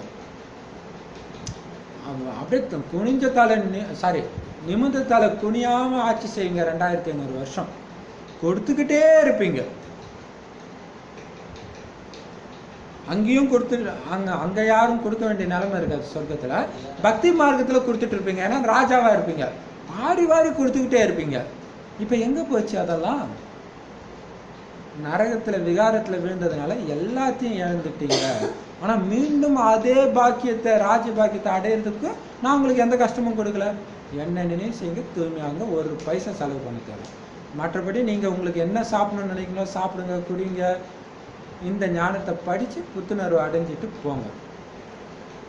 படிப்புக்கும் பாபா எங்கேயுமே பைசா வாங்குறது கிடையாது. பாபா நாங்கள் நிச்சயமாக கொடுப்போம், இல்லைன்னா அங்கே மாளிகைகள் எங்களுக்கு எப்படி கிடைக்கும் அப்படின்னு சொல்லுவாங்க. பக்தி மார்க்கத்தில் கூட நீங்கள் ஈஸ்வரன் பேரில் ஏழைகளுக்கு தானம் கொடுத்தீங்க, பலனை ஈஸ்வரன் கண்டிப்பாக கொடுப்பாரு. ஏழை கொடுக்க முடியாது, ஆனால் அது ஒரு பிறவிக்காக கிடைக்கிறது. இப்பொழுதோ பாபா தாங்கள் நேரடியாக வந்திருக்கிறீங்க, நாங்கள் இந்த சிறிதளவு பணத்தை கொடுக்கிறோம், தாங்கள் 21 பிறவிகளுக்கு எங்களுக்கு சொர்க்கத்தை கொடுங்க. பாபா அனைவரையும் பணக்காரராக மாற்றிக்கொண்டிருக்கிறார். பணம் கொடுக்குறீங்கன்னா நீங்கள் வசிக்கிறதுக்காக கட்டிடங்களை கட்டுறதுக்காக தான் அது, இல்லைன்னா இது அனைத்தையும் எப்படி கட்ட முடியும்? குழந்தைங்க இந்த கட்டிடங்கள் போன்றவைகளை கட்டுறாங்க தானே. நான் ஒன்றும் இதில் வந்து வசிக்கிறது கிடையாதுன்னு சிவபாபா சொல்கிறாரு. சிவபாபாவோ நிராகாரர், அது மட்டும் இல்லை வள்ளல், எதையும் அனுபவிக்காதவர். இப்போ பாபா சொல்கிறார் நீங்கள் ஒரு பைசா செலவு பண்ண தேவையில்ல. இருந்தாலும் குழந்தைங்க என்ன சொல்கிறார், நான் எதுவுமே கொடுக்கலன்னா எனக்கு எப்படி பாபா மாளிகை கிடைக்கும்? அதனால் கொடுக்குறீங்க. அதுவும் எதுக்கு? அதை கொடுக்குறதுனால தான் மாளிகை கட்டுறாங்க. ஒரு பக்கம் நீங்கள் கொடுக்க தேவையில்லைன்னு சொல்கிறாரு, இன்னொரு பக்கம் நீங்கள் கொடுத்தா தான் அது நடக்கும். ஆனால் அவர் கேட்கல, நீங்கள் கொடுக்குறது நீங்களே தான் அடையிறீங்க. ஸோ அதுக்கு பேர் கொடுக்கறது கிடையாது, பொக்கிஷத்தை எடுக்கிறது இல்லையா? பக்தி மார்க்கத்தில் வந்து பணக்காரங்க தான் கொடுக்க முடியும், ஏழைங்க கொடுக்க முடியாது. ஆனால் இங்கே டைரெக்டாக வந்ததுனால உங்களுக்கு தெரியும், பணம் இல்லைன்னா எண்ணம் சொல் செயல்னால கொடுத்துக்கிட்டு இருக்கோம் இல்லையா? அப்போ அதுக்கான பலன் கண்டிப்பாக கிடைக்குது. ஸோ இறைவன் எதையுமே அனுபவிக்கிறது கிடையாது. அவர் எதையும் பாருங்க, பிரம்மா பாபா உடலில் வரும்போது கூட நான் கடனாக எடுக்கிறேன்னு தான் சொல்கிறேன். அப்படின்னா நான் திருப்பி டக்குன்னு கொடுத்துடுவேன். சிவபாபாவோ நிராகார வள்ளல், நீங்கள் கொடுக்குறீங்க, அதோடைய பலனை நான் 21 பிறவிகளுக்கு கொடுக்குறேன். நான் உங்களுடைய சொத்து சொர்க்கத்தில் கூட வரதில்லை, உங்களுக்கு கொடுத்த சொத்துல கூட உரிமை கொண்டாட அவர் வரதில்லை. இது எவ்வளோ பெரிய விஷயம் இல்லையா? நான் உங்களை நரகத்திலிருந்து வெளியே எடுக்கிறதுக்காக நரகத்தில் தான் நான் வரேன். உங்களுடைய குருமார்கள்லாம் இன்னும் உங்களை புதைக்குழியில தான் மாட்ட வைக்கிறாங்க. குருமார்கள் பண்ணுறதுலாம் என்ன பண்ணோம், இன்னும் நம்மளை அஞ்ஞான இருளில் மாட்டி மாட்டி துக்கத்தை தான் கொடுக்க வைப்போம். அவங்க சத்கதியை கொடுக்க முடியாது. இப்போ பாருங்களா, அந்த 300 பேர் இருந்த இடத்துல 2 பேர் எழுந்துட்டாங்க. ஒரு பிரதர் வந்து அட்ரஸ் கேட்டார், இன்னொரு பிரதரும் வந்து கேட்டு போயிருக்கு. அப்போ அந்த தேவதாத்மா எழுப்பி விட்டாச்சு இல்லையா? அது வேஸ்ட் ஆகாது கண்டிப்பாக. இப்போ பாபா சொல்கிறாரு, இன்னும் கேட்டிங்கன்னா அந்த ஆத்மாவுக்கு நோட்டீஸே கொடுக்கல. நான் மாதாஜி கிட்ட பேசுகிறோமா, அந்த ஆத்மா திடீர்னு திரும்பி பார்த்தா அதை கொடுங்க முதல்ல அப்படின்றாரு. ஏன்னா அவர் வெயிட் பண்ணிட்டு இருக்க, அந்த ஆத்மா எழுந்திருக்குது இல்லையா? சேர்ல உட்காந்துங்க, சின்ன பையன்தான். இப்போ பாபா சொல்கிறாரு, மற்றவங்க காட்டுற வழியெல்லாம் இன்னும் புதைக்குழியில தான் மாட்ட வைக்குது. அவங்க யாருமே சத்கதி கொடுக்க முடியாது, சத்தியமான வழி சொல்ல முடியாது, சத்தியமான வழி சொர்க்கத்துக்கு அவங்க காட்ட முடியாது. பவித்திரமான உலகத்துக்கு அழைச்சிட்டு போகிறதுக்காகத்தான் இப்போ இந்த பாபா வந்திருக்காரு. பின் ஏன் நீங்கள் பாபாவை நினைக்கிறது கிடையாது? எந்த ஒரு பைசாவும் கொடுக்க வேண்டியதில்லை. என்னை மட்டும் நினைவு செஞ்சீங்கன்னா பாவம் அழிஞ்சிடும், என்னிடம் வரலாம். எனக்கு சொர்க்கமே வேண்டாம் பாபா அப்படின்னா, சரி சொர்க்கம் வேண்டாம், என்கிட்ட வரணும் தானே ஆசை. அதுக்கும் என்ன ஆகணும், நினைவு செஞ்சு தூய்மை ஆகணும். இந்த கட்டிடம் போன்றவைகளை எல்லாம் குழந்தைங்க நீங்க உங்களுக்காக தான் கட்டுறீங்க. இங்க ஒரு பிடி அவளுக்கு கூட மகிமை இருக்குது தானே. ஏழைகள் தங்களுடைய தைரியத்துக்கு ஏற்ப எவ்வளவு கொடுக்குறாங்களோ அவ்வளவு அவர்களுடையதும் உருவாகிறது. எவ்வளவு சூப்பர் இல்லையா? அப்ப பாத்தீங்கன்னா நிறைய மாத்த. ஏன் இப்ப இவங்களே அந்த சிஸ்டர் இருக்கிறாங்களே, இதே ஏரியா சிஸ்டர், அந்த சிஸ்டர் என்ன பண்ணாங்களாம் ஃபர்ஸ்ட்டு, அப்போல்லாம் எனக்கு தெரியாது அவங்களுக்கு, ஆனால் வாணி அந்த இதெல்லாம் பார்த்துட்டு இருக்காங்க. ஒரு டைமில் என்ன ஆயிடுச்சு, நெட்டு தீர்ந்த உடனே என்ன பண்ணாங்களாம், செயினை அடகு வச்சு நெட் பேக் போட்டு முரளி பார்த்தாங்க. இப்போ எப்படி இருக்கிறாங்க பாங்க. இது இல்லாமல் நிறைய பேர் மதுபன்லேயே வந்து தன்னுடைய தாலியை கொடுத்துட்டு வருவாங்க, தாதிங்க கிட்ட கொடுத்துட்டு வருவாங்க. அப்போ அவங்களோட அப்போ அதுக்கு தைரியம் வேணும் தானே இல்லையா? அப்போ ஆனால் அவங்க மிகப்பெரிய தேவதையாவாங்க. ஏன்னா அந்த ஏழை கொடுக்குற ஒரு இதுக்கும் பயங்கரமான மதிப்பு இருக்குது. இப்போ பாபா சொல்றதுங்க, எவ்வளவு இங்க இங்க தான் தைரிய சக்தின்றது இல்லையா? உங்களுடைய தைரியத்துக்கு ஏற்ப எவ்வளவு கொடுக்குறாங்களோ அந்த அளவுக்கு அவங்களோட இது உருவாகிட்டு இருக்குது. இப்போ இதை யோசிச்சுப்பாங்களா, நம்ம எந்த டைம்ல இந்த வாணி எடுக்கிறோம், நம்ம கொஞ்சம் அலட்சியமா போயிடலாம். ஆனா நாளைக்கு 200-300 ஆத்மாக்கள் ஏங்கிட்டு இருப்பாங்க, காலையில எடுத்தவொடனே பார்ப்பாங்க. அப்ப ஆச்சரியமா இருக்கும். காலைல ஏஞ்சி பார்ப்போம் 100 பேர் பார்த்துருப்பாங்க. நான் நைட்டு 12 மணிக்கு தான் போட்டிருப்பேன். அப்போ எத்தனை பேர் துடிச்சிட்டு இருக்கிறாங்க இல்லையா? அப்ப நம்ம எந்த அளவுக்கு அந்த தியாகம் செய்யறோமோ அந்த அளவுக்கு உங்களுடைய சொத்து உருவாகுது. எவ்வளவு பணக்காரர்களுக்கு பதவி இருக்குதோ அவ்வளவு ஏழைகளுக்கும் இருக்குது. அவங்க கோடி ரூபாய் கொடுத்தாங்க, நான் எதுவுமே கொடுக்கலையே பாப்பா, கவலைப்படாதீங்க, உங்களுக்கும் அது ஈக்குவலா இருக்குதுன்ற. அப்ப 2 பேருமே ஒன்னாயிடுறாங்க. ஏழைகளிடம் இருக்கிறது 100 ரூபாய், அதுல இருந்து 1 ரூபாய் கொடுங்க இல்லையா? பணக்காரங்க 100 ரூபாய் லட்சக்கணக்கில் இருக்குது, 100 ரூபாய் கொடுக்குறாங்க. ஏழைக்கிட்ட இருக்கிறதே 100 ரூபாய் தானே, நான் என்ன பாபா கொடுக்கறது? அப்ப பாபா சொல்ற 1 ரூபாய் கொடுக்குவாங்க. பணக்காரங்க கிட்ட நிறைய இருக்குது, 100 ரூபாய் கொடுக்குறாங்க. ஆனா 2க்குமே ஒரே பலன் தான் கிடைக்கும். சூப்பர் இல்ல? இதனாலதான் பாபாவுக்கு ஏழை பங்காளன்னு பேரு. அனைவரையும் விட, ஏன்னா பாபா அந்த மனசை பார்க்கிறாரு, அதுதான் பெரிய விஷயம். அனைவரையும் விட ஏழைகள் இந்த பாரதவாசிகள் தான். அவங்களைத்தான் நான் பணக்காரனாக மாத்துறேன். ஏழைகளுக்கு தானே தானம் கொடுக்கப்படுது, இதுதான் பெரிய விஷயம். ஒரு போன தடவை மதுபன் போகும்போது ட்ரெயின்ல ஒரு கிறிஸ்டின் பிரதருக்கு இந்த ஞானத்தை சொல்லும் பொழுது அவர் கேட்கிறாரு, நம்ம சொர்க்கம் அது இதுங்க, ஏன் இந்தியாவில் இவ்வளவு பிச்சைக்காரங்க இருக்கிறாங்க? இறைவன் சொல்றாரு, பிச்சைக்காரங்க இந்தியாவில் இல்லை, இந்தியாவே பிச்சைக்கார நாடாக தான் இருக்குது, அதனால தான் நம்ம பிச்சை போடுறேன், சொர்க்கம்ன்ற பிச்சை போடுறேன்ற. இது எவ்வளவு பெரிய விஷயம் இல்ல? அதான் ஏழை பங்காளி. ஏழைக்கு தானே தானம் கொடுக்கணும். எவ்வளவு தெளிவா பாபா புரிய வைக்கிறாரு இந்த மாதிரி பாயிண்ட்ஸ் கேட்கறவங்களுக்கு சொல்றதுக்கு. குழந்தைங்களே, இப்ப மரணம் எதிரிலே இருக்குது, எதுக்கு சேர்த்து வச்சுட்டு இருக்கிறீங்க? இப்ப சீக்கிரமா போகணும். உங்களுடைய சொத்தை மரணத்துக்கு முன்னாடியே எவ்வளவு சொத்து சம்பாதிக்க முடியும் சம்பாதிச்சிடுங்க. நினைவின் வேகத்தை அதிகரிங்க. உட்கார்ந்து தான் பண்ண முடியுது, மற்ற நேரம் வரலாம், அதிகரிச்சுட்டே இருங்க. சைலன்ஸ்ல இருக்க புத்தி பாபா கிட்ட மாட்டிக்கிட்டே இருக்கும் இல்லையா? அதிகரிச்சுட்டே இருங்க. மிகவும் இனிமையான தந்தை எந்த அளவுக்கு நினைவு செய்றீங்களோ அந்த அளவுக்கு ஆஸ்தி கிடைக்குது. அப்ப இது வியாபாரி ஃப்ரெண்டு கூட பேசிட்டு இருந்தா கூட அவனுடைய கவனம் வியாபாரத்துல இருந்துகிட்டே இருக்கும். வியாபாரத்துல இருந்துட்டு இங்க பேசிக்கிட்டே இருப்பான், அங்க போய் என்ன வேணும் சொல்லி கொடுத்துக்கிட்டே இருப்பான். சொல்லு. ஆனா இங்க கவனம் இருக்காது, சும்மா பேச்சுக்கு அப்படி இருக்கும். அதே மாதிரி நம்மகிட்டயும் ஒருத்தங்க பேச்சு கொடுத்தாலும் புத்தி அங்க இருக்கணும். அப்ப நீங்க பாபா கிட்ட நினைவுல இருக்கிறது அவங்க பேசுறவங்கள என்ன ஆயிடுவாங்க, அமைதி ஆயிடுவாங்க. ஏன்னா அமைதி தான் நமக்கு இங்க சொத்து. அமைதி நடனம் ஆட சொல்லியிருக்கிறாரு இல்லையா?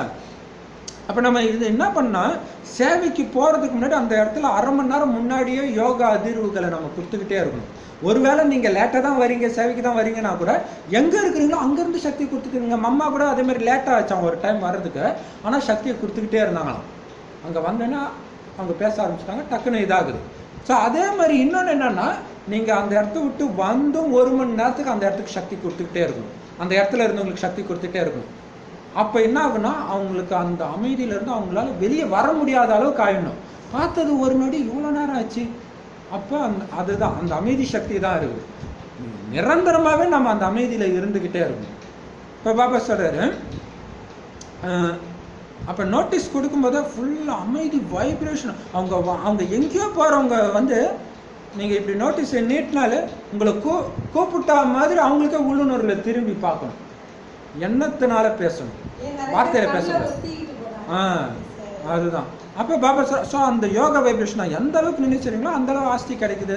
நீங்க அப்ப சும்மா நோட்டீஸ் கொடுக்கறதுக்கும் யோக பலத்துல நோட்டீஸ் கொடுக்கறதுக்கும் பலன் வித்தியாசம் உண்டு இல்லையா? அதாவது இறைவன் செயலையே லௌகிக செயல் மாதிரி செய்யலாம், லௌகிக செயலையே இறை செயலாகவும் செய்யலாம் இல்லையா?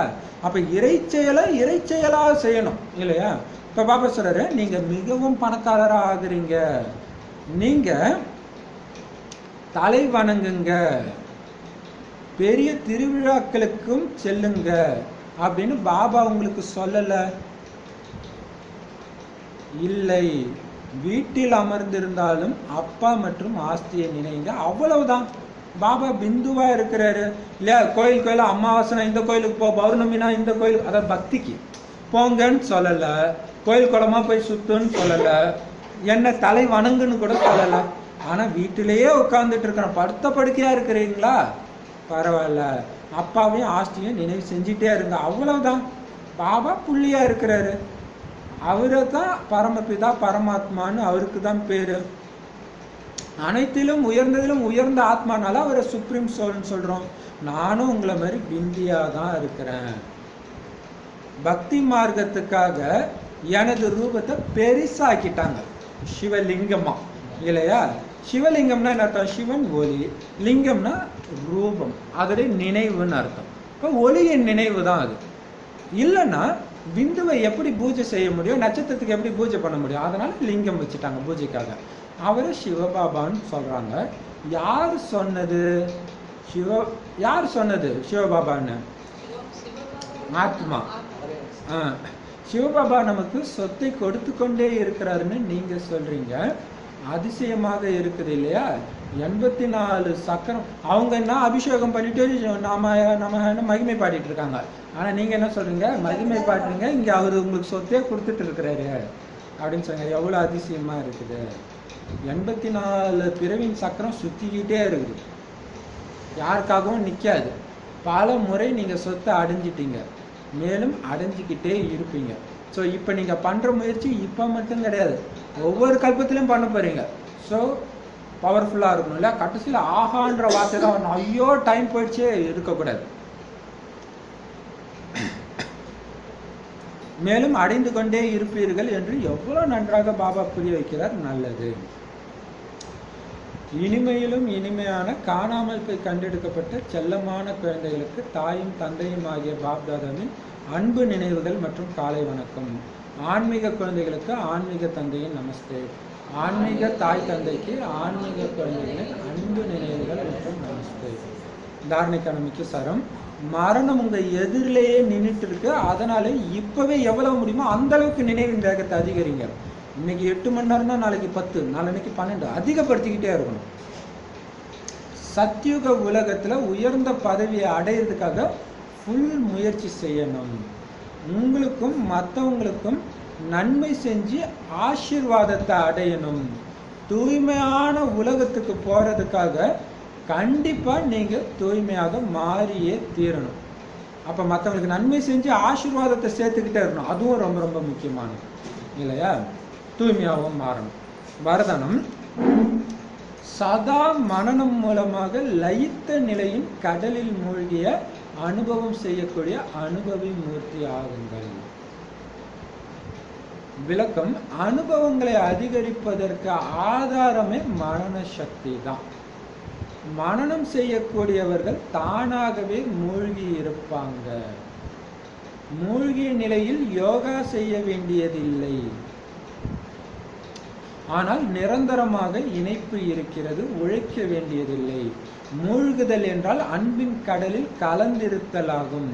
இப்படி கலந்திருப்பவர்களை யாருமே பிரிக்க முடியாது.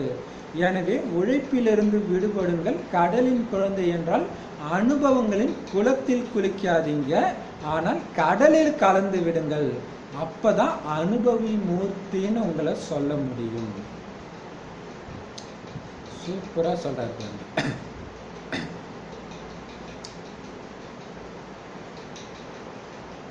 இப்ப குளம், கடல்,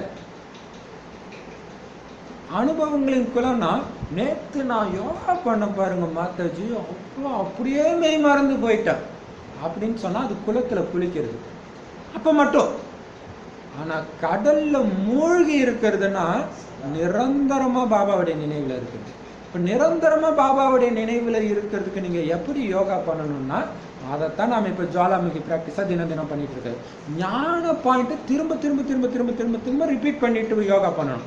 ஸோ ஒவ்வொரு தடவையும் சேவையில பண்ணும்போது அதை பண்ணிக்கிட்டே இருக்கணும் தொடர்ந்து. இன்னைக்கு நான் பண்ணது என்னன்னா, ஆல்ரெடி ஜுவாலாமுகி பிராக்டிஸ்னு நேற்று கொடுத்தாச்சு. என்னன்னா, நான் பாபாவுடைய நினைவில் நிரந்தரமாக இருக்கிறதுக்கு பிரிக்கிறதுக்கு எது வருதோ தடையா, அதை அழிக்கிறதுக்கான ஞான ஆயுதத்தை ஏந்திரம் அடுத்த செகண்டே. இப்போ உதாரணத்துக்கு ஒருத்தங்க என்னை திட்டுறாங்க, அப்போ என்ன ஆகும்? மனசு சஞ்சலமாகும். அப்போ பாபா நினைவு கட்டாகும். அப்போ உடனடியாக சரி பண்ணுறதுக்கு என்ன பண்ணணும்? அவங்க திட்டலை, எனக்கு மகிமை மாலை போடுறாங்க, இவங்க என்னுடைய பக்தர். ஸோ அது சொல்லிக்கிட்டே இருக்கணும், மகிமை மாலை சொட்ட. ஸோ அதுக்கு முன்னாடியே அதை திட்டும்போது பண்ண வேண்டியது. ஆனால் அதுக்கு முன்னாடியே இந்த பாயிண்ட்டு, பாபாவுடைய நினைவை கட் பண்ணுற மாயாவை அழிக்கிற ஞான பாயிண்ட்டை நான் சொல்லிட்டு இருக்கிறேன். பாபாவை நினைவை அழிக்கக்கூடிய, மாயாவை அழிக்கக்கூடிய ஞான பாயிண்ட்டை சொல்லிட்டு இருக்கேன் 1 மணி நேரம். ஆனால் இதை சொல்லிட்டு இருக்கும்போதே பாபா ஒலிப்புலையே பார்த்துக்கிட்டே இருக்கணும், அது நிரந்தரமாக இருந்துகிட்டே இருக்கணும். கூடவே இந்த பாயிண்ட் இருக்கும்போது டக் டக்குன்னு உங்களுக்கு பாயிண்ட் இருந்துகிட்டே இருக்கும். 1 மணி நேரம் குறைஞ்சது, அல்லது அரை நாள் கூட ஒரே பாயிண்ட். அடுத்தது வேற ஒரு பாயிண்ட்டு. உதாரணத்துக்கு ஸ்ரீநாராயணன் பதவியை மாயாவுடைய அல்பகால கவர்ச்சியில் இழக்கிறதுக்கு நான் ஒன்று திரேதாயுக சீதை கிடையாது. பாபாவுடைய முழு சொத்தை அடையக்கூடிய ஸ்ரீநாராயணன் நான். ஸோ திரும்ப சொல்ல சொல்ல அப்படி ஒரு சக்தி வந்துகிட்டே இருக்கும். அப்படின்னு அர்த்தம், பாபாவுடைய நினைவை கட்டாக்குற வீண் விஷயங்கள் எல்லாமே என்னது? மாயா, ராவணன். அதுக்கு நான் மயங்க மாட்டேன்னா ஸ்ரீநாராயணன் புத்தி கட் பண்ணவே விடாது. ஸோ அதுதான் நிரந்தரமாக கடலில் மூழ்கி இருக்கிறது. அதுக்கு என்ன பண்ணணும்? மனன சக்தி, அந்த ஒரு ஞான பாயிண்ட்டை திரும்ப திரும்ப திரும்ப சொல்கிறது. ஃபுல்லாகவே பாபா வாணியை வச்சு தான் நம்ம யோகா பண்ணுறதே இப்போ. ஸோ அதே தான் அழகாக சொல்லியிருக்காரு. அப்போ அனுபவங்களை அதிகரிக்கிறதுக்கான ஆதாரமே மனன சக்தி தான். ஆனால் நம்ம எல்லாம் ஆரம்ப காலத்தில் சென்டரில் கற்றுக் கொடுக்குற அதே ஒரே யோகா பண்ணுறதுனால தான் யோகா வர்றதில்லை. நான் இப்போ ஆத்மா ஜொலிச்சிட்டு இருக்கிறேன், சந்திர நட்சத்திர மண்டலங்களை கடந்து போயிட்டு இருக்கிறேன்னு சொல்கிறதுக்குள்ளே 10 எண்ணங்கள் வந்துட்டு போயிடும் இல்லையா? எப்பவுமே அங்கேயே இருங்க, பரந்தாமத்தில் இருந்துட்டு இந்த ஞானத்தை சொல்லிகிட்டே இருங்க, அப்போ இறங்கவே மாட்டீங்க. அப்போ நிரந்தரமாக அந்த அனுபவத்தில் இருப்பீங்க. இன்னொன்று பாபா சொல்லியிருக்காரு, ஒவ்வொரு வினாடியும் எண்ணத்தினாலேயோ சொல்லினாலேயோ செயலினாலேயோ ஏதோ ஒரு பாபாவுடைய சேவைக்கு உதவியாளராக இருந்தீங்கன்னா அதுவே சகஜ யோகன்ட்டு. இப்போ ஒரு வினாடி எண்ணத்தினால நான் இப்போ சேவை பண்ணுறேன்னா, அல்லது வாயினால சேவை பண்ணுறேன்னா, செய்கையினால செய்கிறேன்னா அப்படிங்க. ஸோ அந்த ஒரு பாயிண்ட். ஸோ அது 1 மணி நேரம் சொல்ல சொல்ல என்ன ஆகும்? சேவை செய்யணுன்ற எண்ணம் வரும். அப்போ நான் எப்பயுமே ஊக்கம் உற்சாகம் நிறைந்த சேவாதாரி ஆத்மா, எதுக்காகவும் ஊக்க உற்சாகத்தை இருக்க மாட்டேன். இது திரும்ப திரும்ப சொல்லும் போது தான் நமக்கு அந்த மந்த நிலை வராது.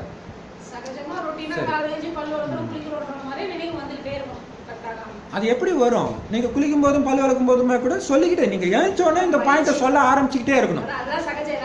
கண்டினியூஸா சொல்லிக்கிட்டே இருக்கணும். 4 பாயிண்ட் எடுத்துட்டு சொல்லிக்கிட்டே இருக்கணும். ஸ்லோகன்: யாருடைய ஒவ்வொரு எண்ணமும் ஒவ்வொரு நொடியும் சக்திசாலியா இருக்குதோ அவங்க தான் ஞான சொரூப ஆத்மா. Super point. அப்ப ஞான சொரூபம்னா என்ன? இது ஆக்சுவலா இன்னைக்கு பிராக்டிஸ்ல ஒரு பாயிண்ட். இது ஞான சொரூபம்னா என்ன அர்த்தம்னா, எண்ணம் சொல், அதாவது ஞானம் 3 கால ஞானம். அப்ப இப்ப எனக்கு நடக்கிற துக்கத்துக்கு காரணம் கடந்த பிறவில நான் ஏதோ பண்ணது. ஆனா இந்த துக்கம் கொடுக்கறவங்களுக்கு நான் இப்ப சுகத்தை கொடுத்தாதான் எதிர்காலத்துல எனக்கு சுகம் கிடைக்கும். அப்ப நான் சுகத்தை தான் கொடுப்பேன். இதுதான் 3 கால ஞானத்தை நிறைந்த நிலை. அப்படி இருந்தன்னா அவன் திட்டுனதுனால என்னுடைய எண்ணம் சஞ்சலமாகாது, அப்ப சக்திசாலியா தான் ஆகும் இல்லையா? அப்ப இந்த அதுதான் ஞான ஸ்வரூப ஆத்மான்றார். யாருடைய ஒவ்வொரு எண்ணமும் நொடியும் சக்திசாலியா இருக்கா. இப்ப வீண் விஷயங்கள் கலக்காது. இது ஏன் இப்படி நடந்துச்சு, அதெல்லாம் வந்துச்சுன்னா, கேள்விக்குறி வந்துச்சுன்னா சக்தி போயிடும். ஸோ அப்ப எண்ணம், அப்ப ஒரு வினாடியும் பாபா சொல்ற மாதிரி நான் பேசுறேன்னா, பாபா சொல்ற மாதிரி பார்க்கறேனா, பாபா சொல்ற மாதிரி செய்யறேனா, இதை மட்டும் செக் பண்ணிட்டே இருங்க.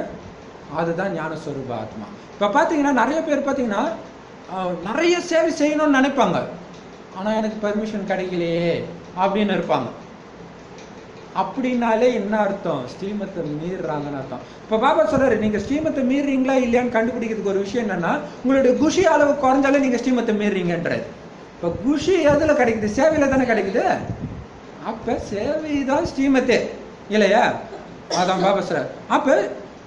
அப்பதான் உங்களுக்கு சக்திசாலியாவே இருக்க முடியும். இல்லைன்னா ஐயோ நான் இப்படி சூப்பரா சேவை பண்ணியிருப்பேன், ஆனா இவங்க பண்ண விட மாட்டாங்களே, பாபா விட மாட்டாங்களே, என்ன பாபா பண்றது? நான் தானே குழந்தை சொன்னேன், விட்டா விடுபட்டுறேன், நீ பிடிச்சிக்கிட்டு விட மாட்டேறேன்னா எவ்வளவு சூப்பர் இல்லையா? ஓம் சாந்தி.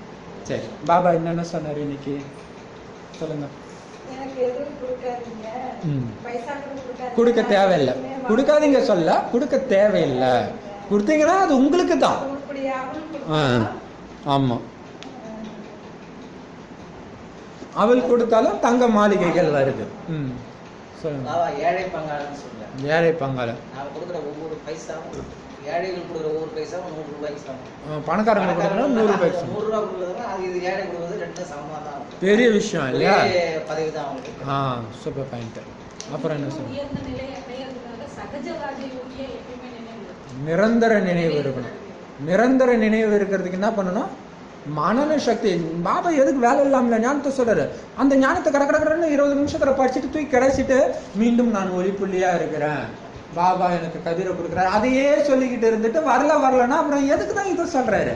நம்ம அரை மணி நேரத்துக்கு ஒரு தடவை வாணி எடுத்து பார்த்துட்டு வைப்பாங்களாம் பாயிண்ட். அவங்க யோகாவே இப்படிதான் இருந்துருக்கு. இல்ல ஐயோ இல்லன்னா இல்ல, 2 வேலை தூய்மையாவும் இருக்கணும் சேவையும் பண்ணணும். இதுல சாய்ஸ் ஆயுது. தூய்மையா இருந்தாதான் சேவையை பண்ண முடியும். சேவை வேணும். சரி சூப்பர். ஓம் சாந்தி. சொல்றாங்க அதுக்கு அர்த்தம் தெரியல. அப்பானால என்னது? ஆஸ்தி கொடுக்கிறவர் இல்லையா? அவர்கிட்ட இருந்து எல்லைக்கு அப்பாற்பட்ட ஆஸ்தி கிடைக்குது.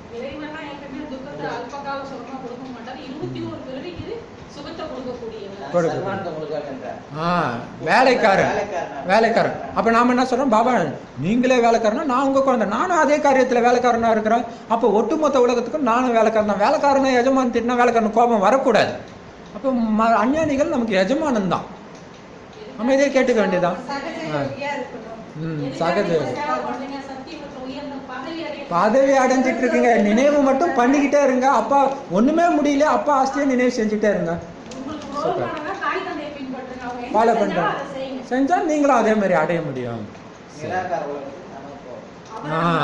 தூய்மையான உலகத்துக்கு போனா தூய்மை ஆக தான் செய்யணும். சரி சொல்லிட்டு சரி. ஓம் சாந்தி.